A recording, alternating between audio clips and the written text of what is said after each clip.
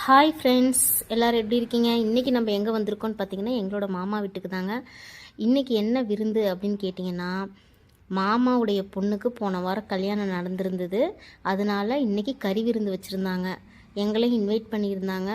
So அதனால் நாங்களும் விருந்துக்கு வந்திருந்தோம்.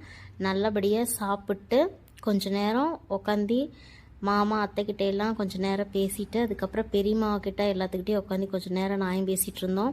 அதுக்கப்புறமா ஐஸ்கிரீம்லாம் சாப்பிட்டு கொஞ்சம் நேரம் ரெஸ்ட் எடுத்துகிட்டு இருந்தோம். அதுக்கப்புறமா பார்த்திங்கன்னா, நம்ம வீட்டில் வந்து நெல்லிக்காய் மரம் நிறைய நெல்லிக்காய் வச்சுருந்ததுங்க. இந்த நெல்லிக்காவை பறிக்கிறதுக்கு எனக்கு டைமே கிடைக்கிறதில்ல. தினமும் ஒர்க்குக்கு போகிறங்காட்டியும் வீட்டுக்கு வரும்போது இருட்டிடும்.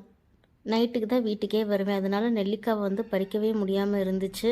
நானும் ரொம்ப நாளாக வீடியோவில் வந்துட்டு இந்த நெல்லிக்காய் மரத்தை காமிக்கணும்னு நினச்சிட்டே இருப்பேன். காமிக்கவே முடியாது. எப்படியோ இன்றைக்கி தான் எனக்கு இந்த நெல்லிக்காய் மரத்தை காமிக்கிறதுக்கே டைம் கிடச்சிருக்கு. நம்ம மரத்தில் பார்த்திங்கன்னா, இந்த மரம் வந்து வச்சு 2 வருஷம் ஆச்சு. போன தடவை வந்து கொஞ்சம் லைட்டாக தான் காய் வச்சுருந்தது. ஆனால் இந்த தடவை ரொம்ப அதிகமாக காய் வச்சுருந்ததுங்க. என்னாலே சத்தியமாக நம்பவே முடியல. எனக்கு அப்படி ஒரு சந்தோஷம்.